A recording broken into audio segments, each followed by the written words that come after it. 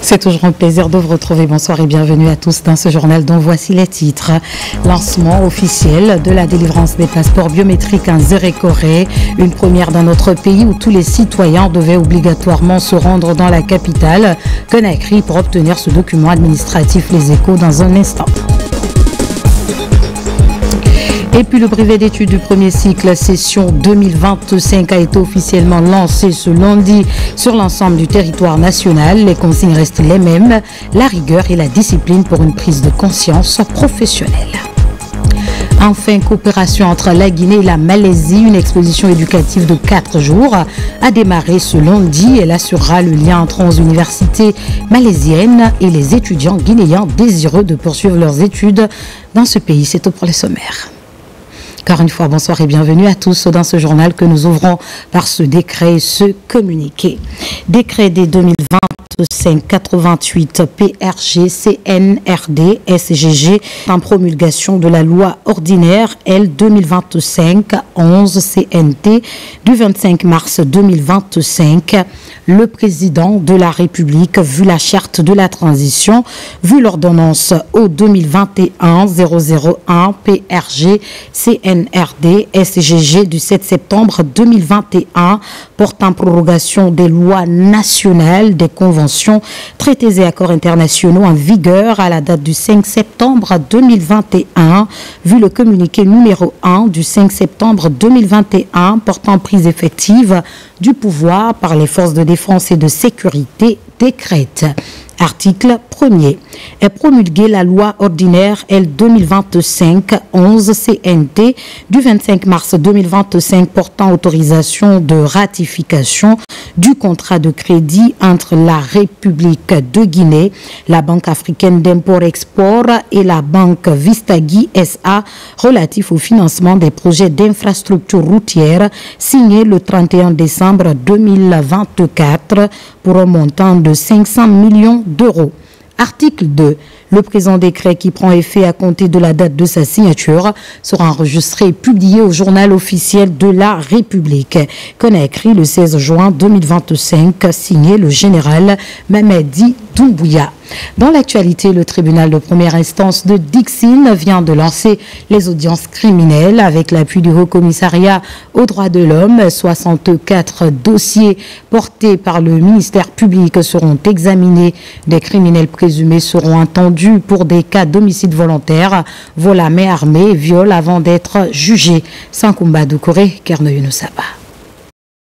Plusieurs criminels présumés défilent devant le tribunal de Dixine. Ils sont interrogés pour leur implication ou non dans la commission des graves infractions. L'ouverture des audiences répond donc à la lutte contre l'impunité et les longues détentions sans jugement. Nous invitons ces acteurs, notamment le parquet d'instance, d'agir de telle sorte que la conviction de la victime du jugement soit bien assise et requérir les peines les plus fortes. Parce qu'on ne peut pas parler de paix sans que ces heures hors de la loi, ceux-là qui nous empêchent de jouir de nos libertés, soient traqués.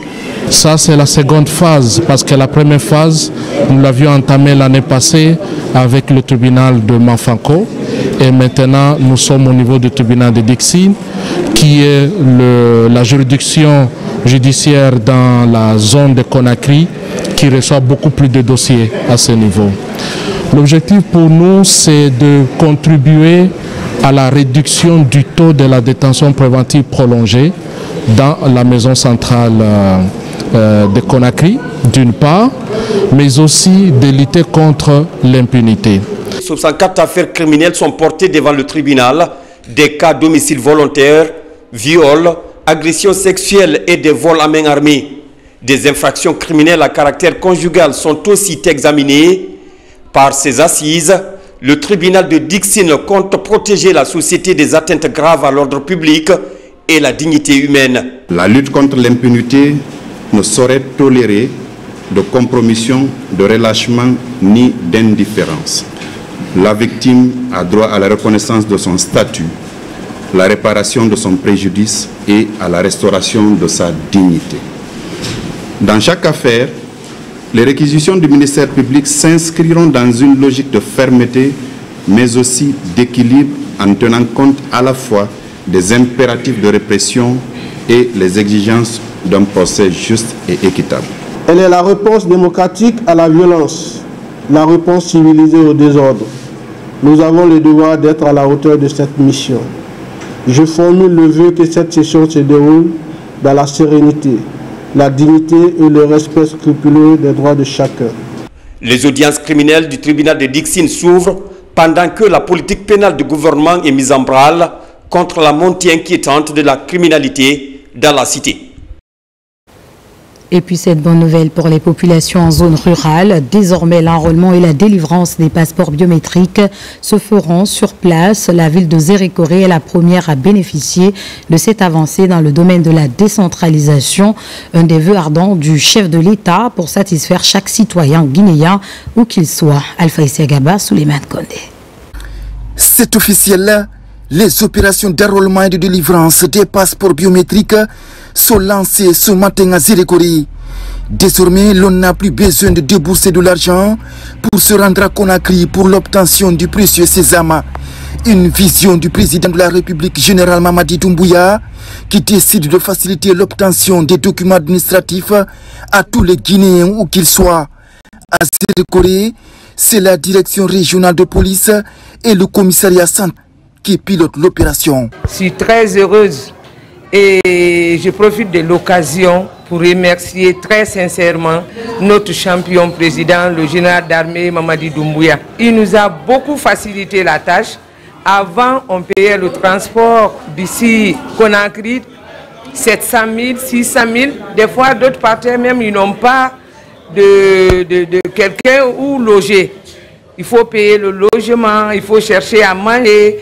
Des difficultés, vraiment, on rencontrait ça beaucoup par rapport au passeport. Chère population de Zérékoré, à partir de ce jour, si vous procurez des documents de voyage, il fallait parcourir des centaines de kilomètres pour se rendre à Conakry et débourser de fortes sommes d'argent sans oubli de souffrance. Désormais, vous allez vous enrôler et vous faire délivrer votre passeport sur place.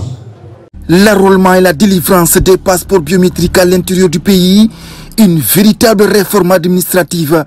L'initiative déjà saluée par les populations est une façon pour le gouvernement de rapprocher les services publics aux populations à la base. La cérémonie de lancement officiel des opérations d'enrôlement et de délivrance des passeports biométriques qui marque une étape importante dans la politique de proximité et d'inclusion administrative du gouvernement de la République.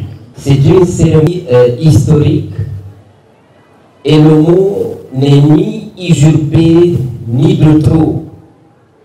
Si hier, les citoyens guinéens de l'intérieur du pays parcouraient des centaines de kilomètres pour se rendre à Conakry, simplement pour se doter du passeport, le passeport guinéen, cela est désormais révolu et appartient au passé. L'opération d'enrôlement et la délivrance des passeports biométriques à l'intérieur du pays va toucher toutes les régions administratives du pays.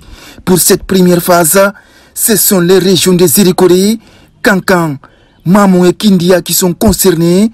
Prochaine étape, Kankan, la deuxième grande ville du pays. Dans l'actualité encore au Libéria, le ministère de l'administration du territoire et de la décentralisation, à travers la Direction nationale des libertés publiques et des frontières, participe à l'ouverture des travaux sur la gestion des frontières entre les pays de l'Union du fleuve Mano. La délégation guinéenne, conduite par le secrétaire général du dit département, a pris part à l'installation des commissions mixtes de réaffirmation et de délimitation des lignes entre États membres. Mohamed Lamine Camara est notre envoyé spécial. La gestion des différentes frontières séparant la Guinée aux 3 autres pays de l'Union du fleuve Mano reste à ce jour une préoccupation majeure pour ces 4 pays voisins membres de l'organisation. Pour ainsi consolider cette politique de coopération transfrontalière, les acteurs concernés se sont donné rendez-vous ici à Monrovia, la capitale libérienne, pour discuter des questions liées à la bonne gestion des frontières entre la Guinée, le Libéria, la Côte d'Ivoire et la Sierra Leone. Ces problèmes frontaliers se posent depuis le début des indépendances où nous avons hérité des frontières intangibles et qui ne tenaient pas malheureusement compte de nos réalités. Et ces problèmes ont perduré et en 2025 encore, nous avons des difficultés de voisinage avec les pays qui nous entourent. Donc l'objectif de cette mission est de mettre en place des commissions qui auront pour objectif de s'appesantir sur les différents problèmes que nous rencontrons autour de nos différentes frontières. À travers cette rencontre de Monrovia, ces acteurs, gouvernements et experts entendent mettre cette occasion à profit pour faire des lignes frontières de véritables espaces d'échange et de cohabitation pacifique. Pour ce faire, des commissions techniques mixtes de réaffirmation et de délimitation sont mises en place entre le Libéria et ces 3 autres pays de l'Union du fleuve Mano. Le Libéria, le seul pays de l'organisation qui n'était jusque-là soumis à cet exercice. Désormais, les autorités libériennes ont un interlocuteur vers ces pays pour discuter les problèmes qui concernent les communautés frontières. Nous, en tant que partenaires, nous avons soutenu tout le processus dans les préparatifs, mais aussi du point de vue technique et financier. Ces commissions techniques mixtes sont désormais invitées à initier des actions innovantes pour la gouvernance, le développement et la pacification des différentes frontières. Elles doivent aussi s'investir pour le renforcement de la coopération transfrontalière entre les peuples voisins de l'Union du fleuve Mano. La Guinée sur le point de rejoindre le Maroc et la Côte d'Ivoire en Afrique dans le cadre de l'extension de la couverture sociale au secteur informel. Lors de la conférence internationale du travail à Genève, le ministre Faya François Bourouno a signé un contrat avec le cabinet Finactu pour la réalisation de l'étude de faisabilité, une avancée qui traduit la vision du chef de l'État à bâtir un système efficace de protection sociale des travailleurs guinéens. Mamadi Ternakem est notre envoyé spécial.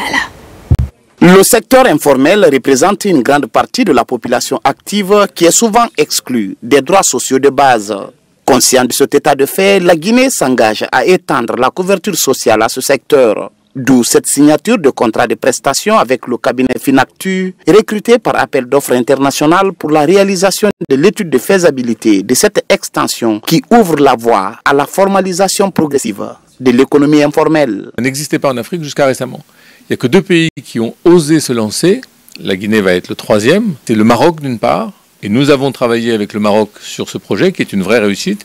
Le 2e pays, c'est la Côte d'Ivoire qui vient d'enrôler 1 million d'Ivoiriens dans son système de protection sociale. Donc oui, le sujet existe maintenant en Afrique, mais 2 pays seulement. Ça confirme donc que c'est une mission très difficile. Il s'agit d'un programme ambitieux qui vise à garantir des droits sociaux de base à un plus grand nombre de personnes. La transition étant structurée autour de 3 axes, le social, l'économique et le politique. Et donc dans le cadre de l'axe social, le développement de notre système de protection sociale est une composante majeure. Et c'est dans cette perspective qu'au niveau du ministère du Travail et de la fonction publique, nous avons lancé des projets concrets de renforcement de notre système de protection sociale, sa diversification et sa pérennisation.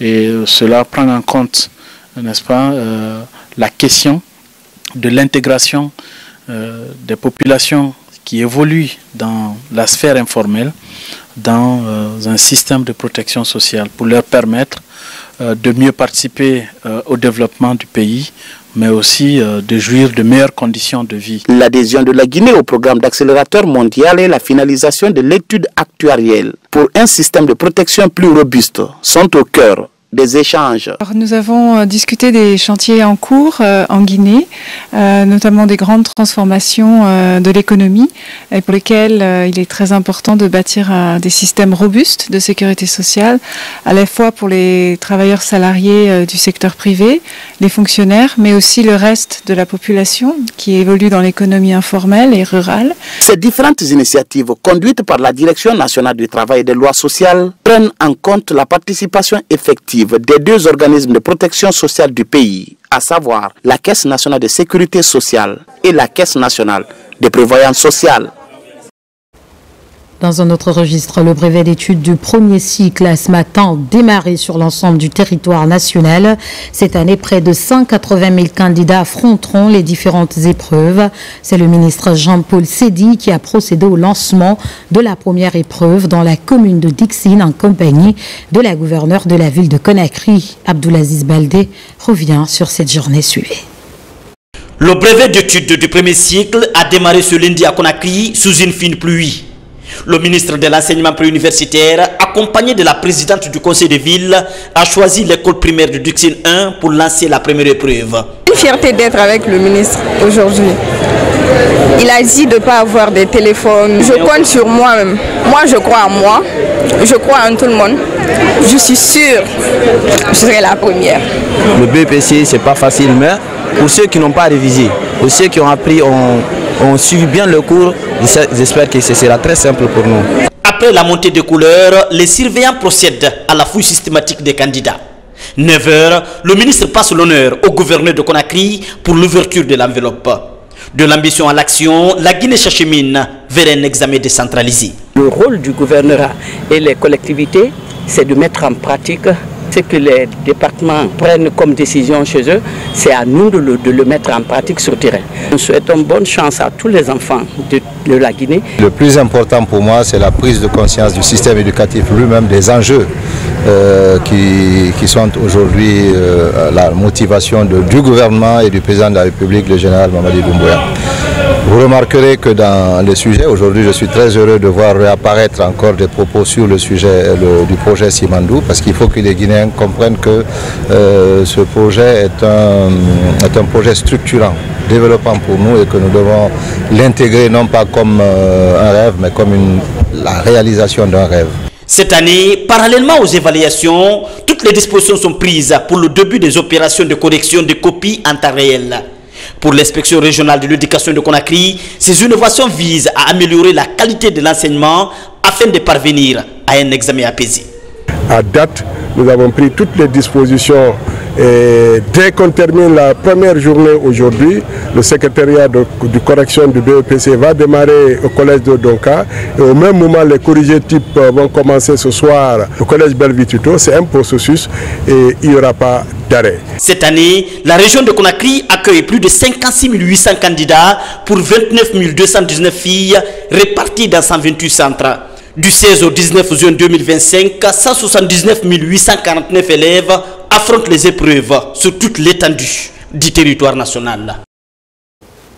Vous l'avez compris donc, après le certificat d'études élémentaires, c'est la deuxième grande étape des examens nationaux. À l'image de Conakry, les autorités éducatives des 7 autres régions administratives du pays se sont mobilisées pour encadrer cette autre évaluation. Elles ont invité les candidats à la sérénité tout en insistant sur la rigueur et la transparence dans l'encadrement. Nous vous proposons un tour d'horizon des différentes régions à travers cette compilation de nos reporters basés à Farana. Ibrahima Oulé Fofana, Silati Koroma. Dans le 140, c'est à l'école primaire Karamoko Kourouma de Farana que le coup d'envoi a été donné. Autorités administratives et encadreurs scolaires ont pris part à la cérémonie de montée des couleurs. Mohamed Sanoussi Kaba, conseiller juridique du ministre de l'enseignement préuniversitaire et coordinateur régional des examens, a échangé avec les acteurs impliqués sur les enjeux de cette session. S'assurer que effectivement les centres sont bien identifiés, que les surveillants sont là, que le dispositif de sécurité aussi est présent, que la santé aussi est présente et que les médicaments sont disponibles. La région de Farana a 9295 candidats, dont 3485 filles. Et tous ces candidats-là logés dans 33 centres pour toute la région. À Mamou, ville carrefour, les autorités régionales ont marqué leur présence à l'école primaire El Haj Boubacar Biro Diallo, qui a servi de cadre au lancement officiel de l'épreuve de rédaction. La région administrative de Mamou a enregistré cette année 5043 cas, dont 2656 filles. Ils sont repartis dans 19 centres et encadrés par 524 surveillants. C'est le message du chef de l'État, le général Mamadi Doumbouya, qui va dans la vision absolue de la transparence, la quiétude, l'honnêteté. Dans la région forestière, plus de 23 200 candidats repartis dans 67 centres affrontent les épreuves du BEPC. Le lycée Alpha Yaya Diallo a accueilli le lancement officiel. Les autorités ont effectué une visite de terrain dès les premières heures pour s'assurer du bon déroulement des examens. Pour l'enseignement général, nous avons 22 366 candidats, dont 8 896 filles. En franco-arabe, nous avons 940 candidats, dont 111 filles, soit un total de 23 296 candidats, dont 9 007 filles. Dans la région administrative de l'Abbé, le BEPC a été lancé simultanément dans les 5 préfectures. Au collège Tiendel, les autorités ont salué la discipline et le calme qui ont marqué cette première journée. Nous avons 8116 candidats, dont 4800 filles. Et ces candidats sont repartis dans les centres comme suit. Koubia, 1 centre, Tougué, 5 centres, Lelouma, 5 centres, Mali, 7 centres et Labé, 16 centres, soit un total de 34 centres. À Kindia, c'est le collège Tafori qui a servi de cadre au lancement. À cette occasion, l'autorité régionale a rappelé aux candidats l'importance du projet Simandou 2040, un programme national d'avenir pour les encourager à viser l'excellence. Bon, concernant les statistiques pour la région de Kindia, vous avez plus de 44 800 candidats, dont environ 21 617 filles. Tout se passe bien, le lancement s'est bien passé. Dans la savane guinéenne, 20 700 candidats sont repartis dans 75 centres d'examen. À l'ouverture des épreuves, le mot d'ordre était clair: tolérance zéro contre la fraude pour valoriser le mérite et l'intégrité scolaire. Nous voulons l'excellence, c'est le mérite. Donc nous sommes venus pour les encourager à ne pas avoir peur. C'est une simple évaluation. Et nous verrons que ce qui a été donné pendant l'année scolaire, c'est la conclusion de ça qui vient d'être évalué. Dans la région de Boké, 12 004 candidats, dont 5 447 filles, prennent part au BEPC. Les autorités se réjouissent de la bonne compréhension des règlements généraux des examens par les candidats et leurs encadreurs. Je crois qu'aujourd'hui, tous les acteurs sont suffisamment outillés pour pouvoir donner de bons résultats. Donc je me sens très heureuse de faire le brevet cette année, car je veux vraiment être admise. Partout dans le pays profond, les examens se déroulent dans un climat de sécurité renforcé. Les mesures sanitaires sont également bien en place, garantissant un BEPC sans incidence. Pendant ce temps, la Guinée intensifie ses efforts dans la lutte contre l'insécurité alimentaire et nutritionnelle à travers le lancement du programme de renforcement de la résilience à l'insécurité alimentaire et nutritionnelle au Sahel. L'initiative est marquée par une série d'ateliers régionaux et des missions d'identification des sites destinés à accueillir les infrastructures du projet. L'étape de Zérékoré avec l'ancien Kamisoko, Mohamed Salioupaï, Mohamed Lamine Diallo.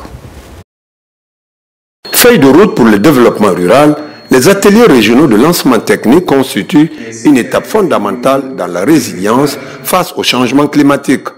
Ils permettent aux représentants du gouvernement, experts techniques, organisations de la société civile et communautés locales de s'approprier les objectifs, les composantes et les modalités de mise en œuvre de ce projet. C'est un atelier d'information des bénéficiaires à la base. Et toutes les parties prenantes qui seront impliquées dans ce projet, non seulement leur présenter le projet, sa méthodologie de mise en œuvre, l'objectif général, les objectifs spécifiques, le but visé. Que le message vraiment puisse passer convenablement au niveau des bénéficiaires et toutes les parties prenantes et qu'ils puissent s'engager et adhérer à l'initiative de ce projet qui est ici la mise en œuvre efficace et efficiente des activités du projet.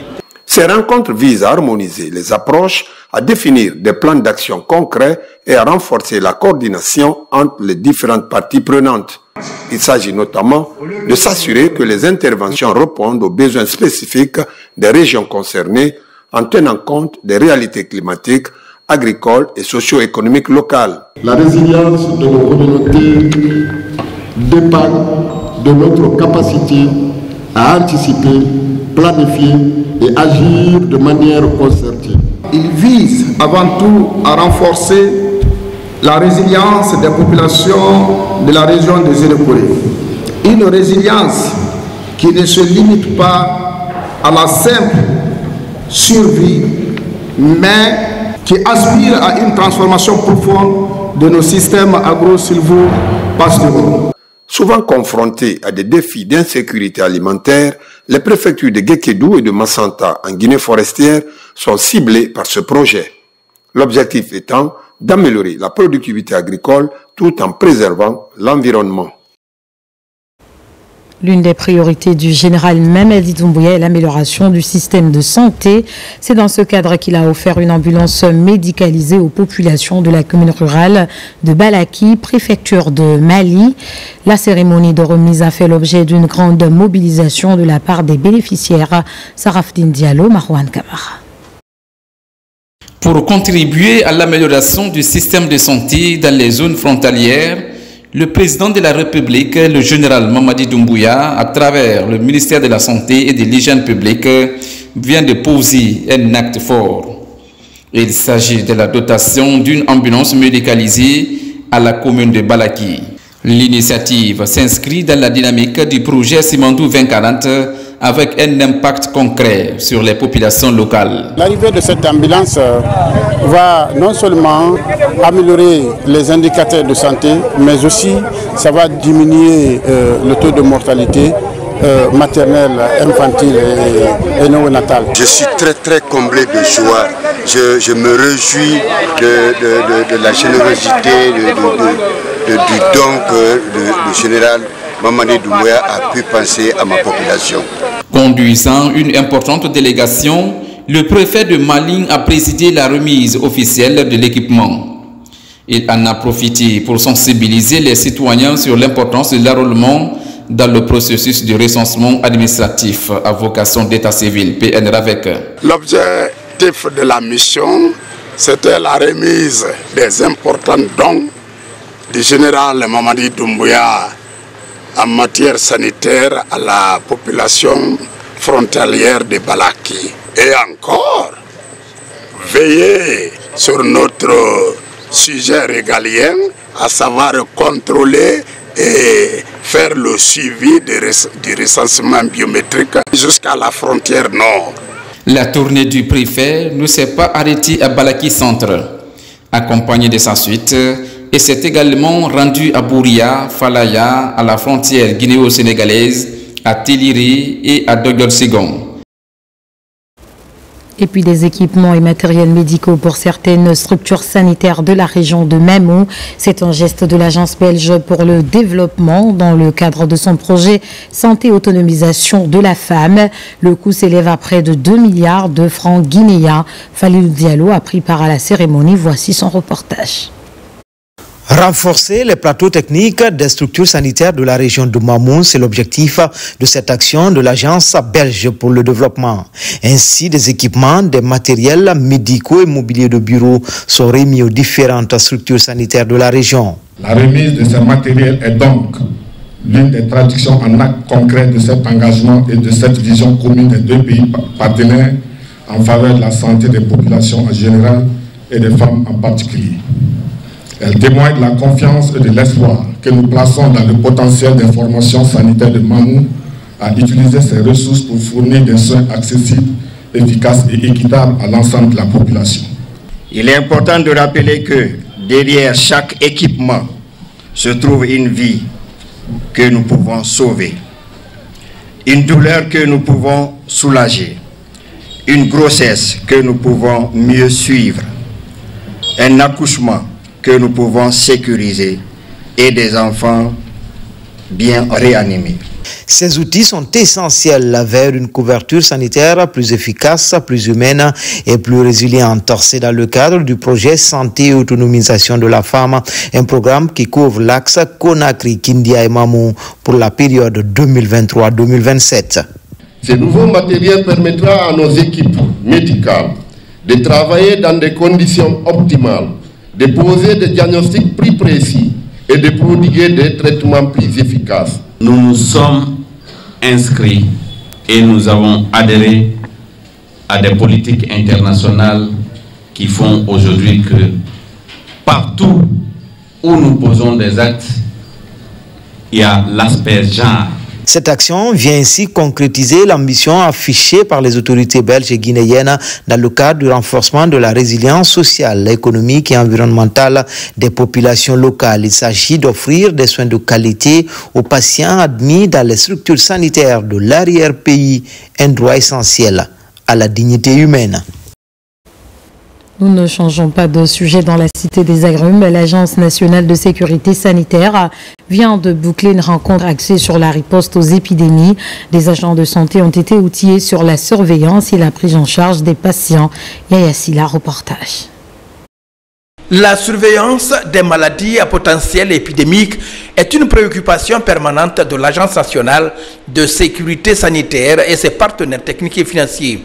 C'est aussi le but de cette formation des agents de santé sur la surveillance de la maladie d'Mpox. C'est une meilleure gestion de cet événement de santé publique qui, depuis 2022, l'OMS a déclaré comme étant une urgence de santé publique de portée internationale et qui, aux alentours de notre pays, sévit actuellement. Et pour qu'on se prépare et pour qu'on soit en mesure de ne pas rater un cas, il faut initier ceux-là qui sont à la base. Le but de cette formation est de renforcer la capacité de nos agents de santé qui sont impliqués dans la surveillance des maladies à potentiel épidémique, mais aussi ceux-là qui sont à même dans le cadre de la gestion ou de la prise en charge des malades hospitalisés dans les centres de traitement des épidémies. 3 grands thèmes ont été dispensés, à savoir le guide de surveillance de l'épidémie, le prélèvement et l'échantillonnage et la prise en charge. L'objectif principal de cet atelier, c'est amener les cadres des régions de Kindia, Boké et le district sanitaire de Mamou à maîtriser le guide de surveillance de la Mpox et le protocole de prise en charge de la Mpox. Cette formation a permis aux participants de renforcer leurs compétences en ce qui concerne la détection de la maladie la variole du singe, mais aussi la notification et surtout la prise en charge.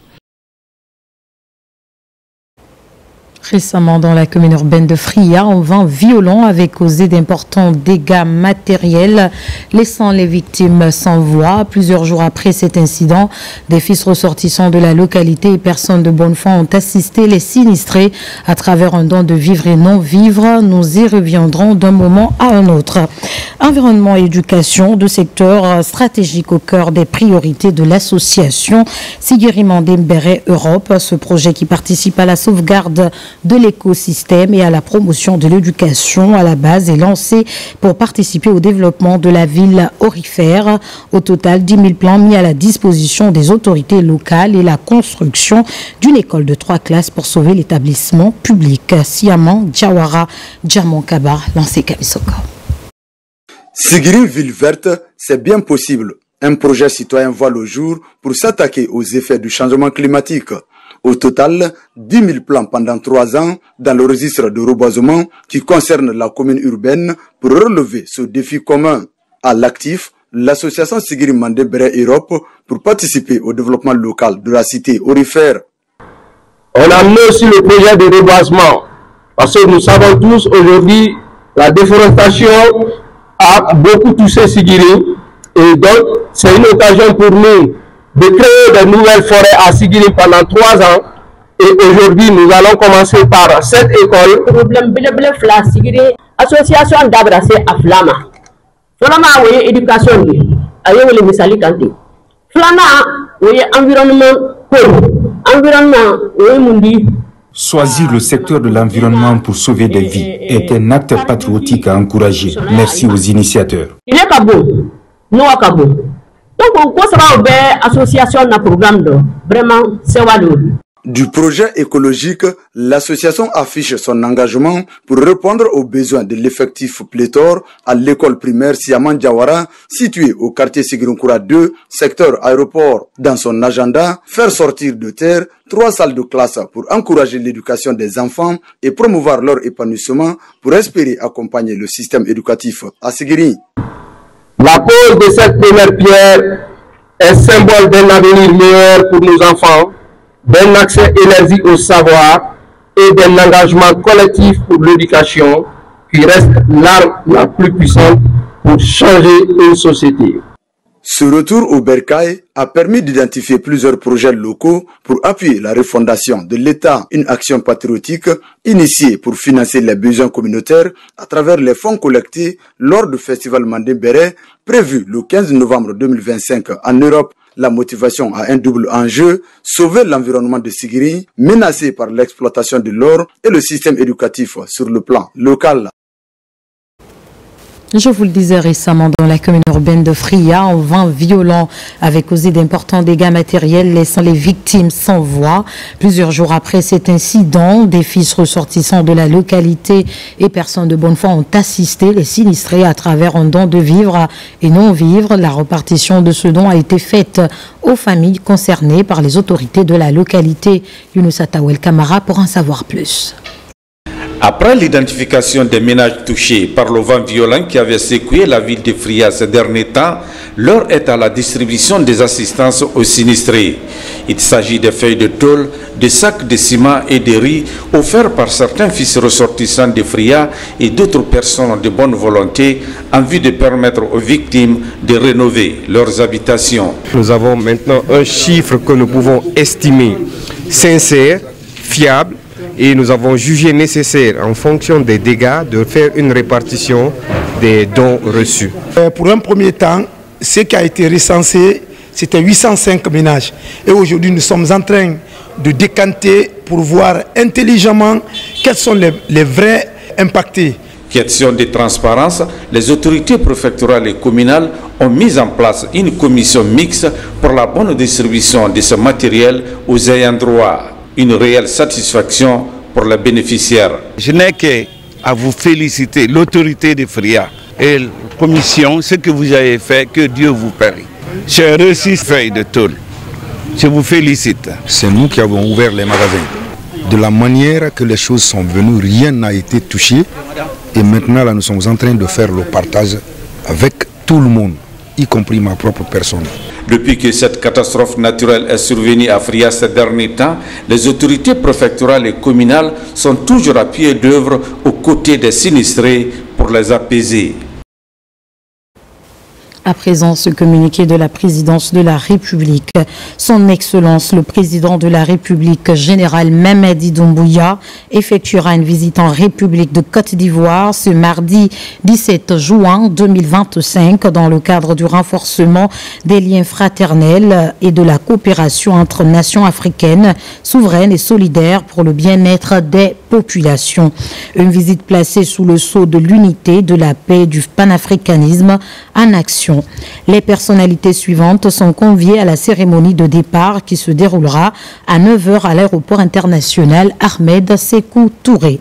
Monsieur le Président du Conseil national de la transition, Monsieur le Premier ministre, chef du gouvernement, Messieurs les présidents des institutions républicaines, Monsieur le ministre secrétaire général de la présidence, Monsieur le ministre directeur de cabinet de la présidence, Mesdames et Messieurs les membres du gouvernement, Mesdames et Messieurs le chef d'état-major général des armées, Monsieur le haut commandant de la gendarmerie nationale, Messieurs les chefs des états-majors des armées de terre, de l'air et de mer, Mesdames et Messieurs les chefs des missions diplomatiques et consulaires, ainsi que les représentants des organisations internationales, Messieurs les directeurs généraux de la police et de la douane, ainsi que les conservateurs de la nature, Madame la gouverneure de la ville de Conakry.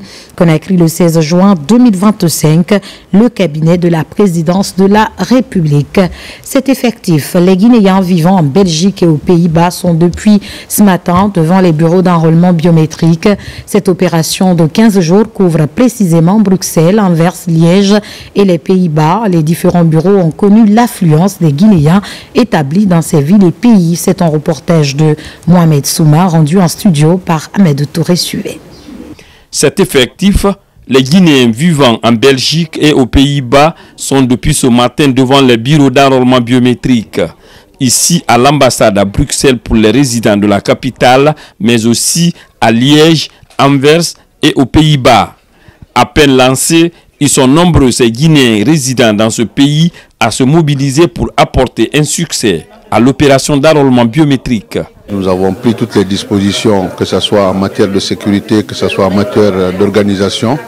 Et pour le moment, tout se passe bien. Et l'ambassade de Guinée à Bruxelles est à pied d'œuvre pour que cette opération se clôture de façon très correcte. Je lance un appel solennel à nos compatriotes vivant à l'étranger en général, mais en particulier dans le Benelux, de se faire recenser et de détenir leur numéro d'identité nationale qui va les servir à vie. Ce projet tient à cœur à notre président de la République, le général Mamadi Doumbouya, qui a mis tout en œuvre pour que ces opérations puissent avoir lieu. Depuis le lancement, les opérations se déroulent à la satisfaction des citoyens rencontrés. Ce, grâce à une bonne planification opérée par l'ambassade en rapport avec le ministère des Affaires étrangères et celui de l'administration du territoire et de la décentralisation. Nous avons été bien accueillis et nous avons procédé à la formation hier. Aujourd'hui, c'était le lancement officiel et comme vous le constatez, tout se passe pour le mieux, à la fois ici et aux Pays-Bas que nous couvrons aussi. J'appelle à mes confrères de venir encore, il y a la facilité, ça se passe très bien encore. Je motive tout le monde pour être un bon citoyen, il faut voter. Ces Guinéens établis dans ces pays ont désormais 15 jours pour s'acquitter de ce devoir civique important dans la modernisation de l'état civil guinéen dont la finalité est la mise en place du registre national des personnes physiques et l'établissement d'un fichier électoral biométrique fiable. Attention. À quelques jours de la fin du recensement administratif à vocation d'état civil, des séances de sensibilisation s'intensifient sur le terrain pour un enrôlement massif. Hier, par exemple, c'est la coalition républicaine qui a investi le terrain afin de mobiliser un large public. C'était aussi l'occasion pour les leaders du dit mouvement d'inviter à la paix et à la cohésion sociale. Mamadou Saliouba, compte rendu.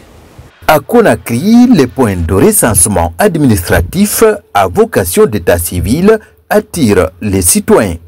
À quelques jours de la fin de l'opération, la coalition républicaine investit le terrain pour un enrôlement massif. Aussitôt lancée, la coalition implantée dans la commune de Lambani mobilise les populations autour de l'enrôlement biométrique. Nos objectifs sont les suivants. Appuyer les efforts du gouvernement dans la mise en œuvre des projets de développement et de refondation. L'une de nos priorités actuelles est de mobiliser nos concitoyens autour du programme national de recensement administratif à vocation d'état civil. Au-delà de l'enrôlement biométrique, la coalition républicaine fait de la vulgarisation des acquis du CNRD l'une de ses priorités. Ici à Nongo, pour cette première mobilisation, la coalition appelle les citoyens à la promotion de la paix et du vivre ensemble. La coalition républicaine, c'est pour aider les actions du président de la République. Vous n'êtes pas sans savoir, depuis que le président de la République est là, il est en train de travailler pour tous les Guinéens dans tous les domaines. Voilà, donc voir aujourd'hui un mouvement naître ici à Lambagny qui s'engage à défendre les acquis du CNRD et à encourager les populations pour le recensement, c'est pas étonnant. Inspirée par les nombreux acquis du CNRD, la coalition républicaine compte multiplier les séances de sensibilisation pour mobiliser le maximum de citoyens derrière le CNRD. Dans 24 mois, Siguiri, un espace dédié exclusivement à la jeunesse verra jour. Cette initiative du ministère de tutelle qui vise à occuper sainement les jeunes à travers la formation et l'emploi est financée par l'AGETIP. Moussa Koumara nous en dit plus. C'est un jour d'espoir prometteur pour la jeunesse de Siguiri. Pour la première fois, un centre d'horizon de la jeunesse va émerger. Un espace qui sera dédié à l'épanouissement, à l'innovation et à la formation, mais pas seulement. Il sera un carrefour de rencontres d'apprentissage et d'expression des talents. Le délai d'exécution est de 24 mois. En tant qu'entreprise responsable, nous mettrons tout en œuvre pour respecter les délais impartis en coordination avec les partenaires du projet. Garantir une construction durable avec les normes de qualité et de sécurité optimales. Ce centre, financé par le ministère de la Jeunesse et des Sports, à travers l'Agence guinéenne d'exécution des travaux d'intérêt public pour l'emploi AGETIP, sera construit sur ce site en face de la place des Martyrs de Siguiri. L'ouvrage comportera d'un bâtiment R+3, des toilettes, des parkings, des grilles d'accès, des terrains de sport avec des gradins de 2500 places et une maison de jeunes de 600 places. Ce projet structurant s'inscrit dans le cadre d'un ambitieux programme initié par l'Agence guinéenne d'exécution des travaux d'intérêt public pour l'emploi, en droite ligne de la volonté politique affirmée de son Excellence, le général Mamadi Doumbouya, président de la République, chef de l'État. Nous ne doutons guère que ce centre puisse permettre de promouvoir les principes de participation citoyenne au développement local chez les jeunes, ce qui est aujourd'hui un défi auquel notre municipalité est confrontée. La construction de ce centre futuriste, symbole de la renaissance d'une ville moderne, témoigne de la volonté manifeste du chef de l'État qui nourrit l'ambition d'occuper sainement la jeunesse et de la rendre actrice du développement. Ça démontre l'importance que le président accorde à la jeunesse guinéenne. Donc c'est vraiment une fierté pour moi aujourd'hui d'être associé à la pose de la première pierre de ce centre d'horizon au profit de la jeunesse de Siguiri. Ce projet que nous allons mettre ici aujourd'hui a un autre message, donner de la valeur à l'AGETIP. Et vous savez combien de fois les jeunes sont au chômage. Et si pour que l'AGETIP commence à travailler, il faut que nous donnons du travail à l'AGETIP pour que les projets qui ont un intérêt public, qu'on puisse s'assurer que ça crée de l'emploi. Ce projet ambitieux, porteur d'opportunités, n'est qu'une étape. L'idée est de faire de Siguiri un pôle d'attraction en Guinée. Nous poursuivons cette édition, la 3e édition de la conférence internationale de simulation du modèle des Nations Unies vient de se tenir à Conakry avec la participation des pays limitrophes de la Guinée en programme de vulgarisation des notions de base en diplomatie conformément au principe de l'acte fondateur des Nations Unies. Un exercice qui vise à impliquer les jeunes dans la lutte pour un monde juste et équitable. Fodé Camara. Face aux défis de stabilité à travers le monde, l'esprit de la Charte des Nations Unies est revisité par les étudiants et les ambassadeurs. Un programme de simulation pour susciter des vocations chez les jeunes, afin de réveiller en eux la curiosité et le goût d'embrasser la carrière de diplomate. C'est la 3e édition qui se produit au niveau de l'école Advanced School of Business and Art. Une école où les études se font exclusivement en langue anglaise. Et c'est un terrain d'expérimentation extraordinaire pour ces étudiants.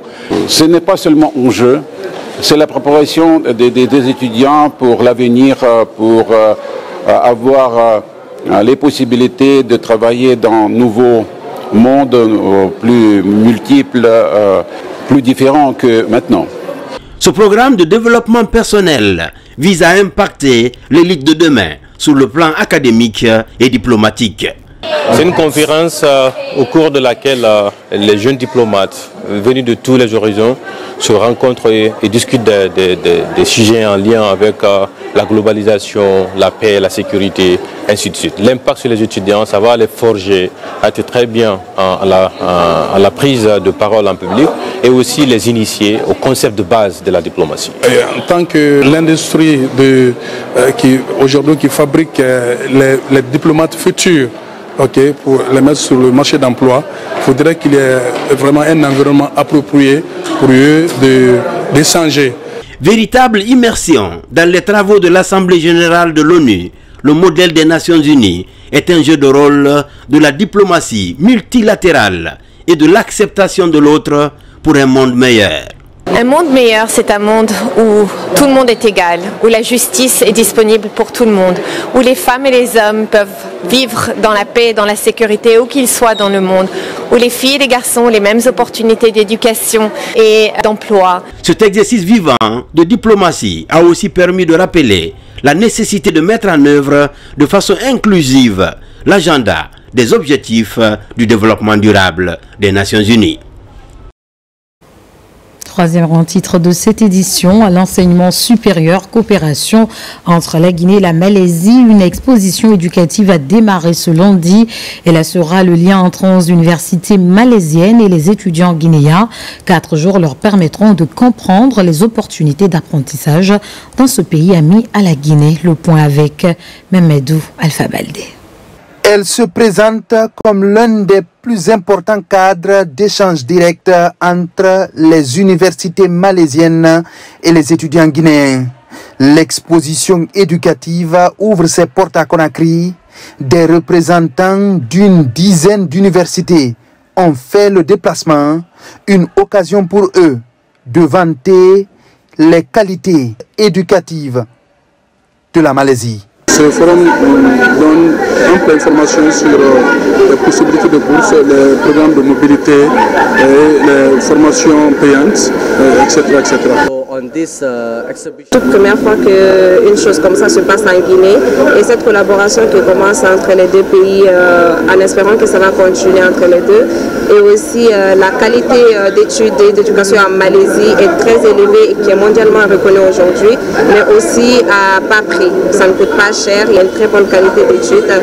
Pendant plusieurs jours, des centaines d'étudiants sillonneront ces stands pour assouvir leur curiosité et en savoir davantage sur les opportunités à saisir pour les études en Malaisie. On a des bourses 100% financées par des universités, mais on a besoin de la qualité d'études. Il y a des bourses de réduction aussi sur la scolarité. Tout ça, on ne peut pas avoir ces opportunités-là sans les envoyer au niveau de nos compatriotes qui sont là pour que tout le monde puisse en bénéficier. Jusqu'au 19 juin prochain, l'exposition éducative permettra de créer des contacts et aider de nombreux étudiants à se décider sur la poursuite de leurs études à l'extérieur du pays. Et puis nous revenons sur ce communiqué de la présidence de la République. Son Excellence, le président de la République, général Mamadi Doumbouya, effectuera une visite en République de Côte d'Ivoire ce mardi 17 juin 2025 dans le cadre du renforcement des liens fraternels et de la coopération entre nations africaines souveraines et solidaires pour le bien-être des populations.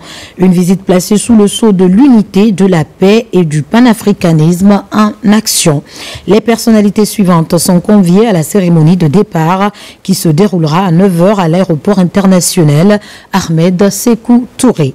Monsieur le Président du Conseil national de la transition, Monsieur le Premier ministre, chef du gouvernement, Messieurs les présidents des institutions républicaines, Monsieur le ministre secrétaire général de la présidence, Monsieur le ministre directeur de cabinet de la présidence, Mesdames et Messieurs les membres du gouvernement, Monsieur le chef d'état-major général des armées, Monsieur le haut commandant de la gendarmerie nationale, Messieurs les chefs des états-majors des armées de terre, de l'air et de mer, Mesdames et Messieurs les chefs des missions diplomatiques et consulaires ainsi que les représentants des organisations internationales, Messieurs les directeurs généraux de la police et de la douane, ainsi que les conservateurs de la nature, Madame la gouverneure de la ville de Conakry.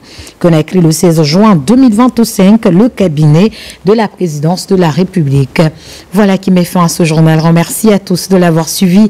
L'actualité se poursuit sur la Guinée, notre paradis, terre de richesse, d'opportunités et d'innovation. Bonsoir.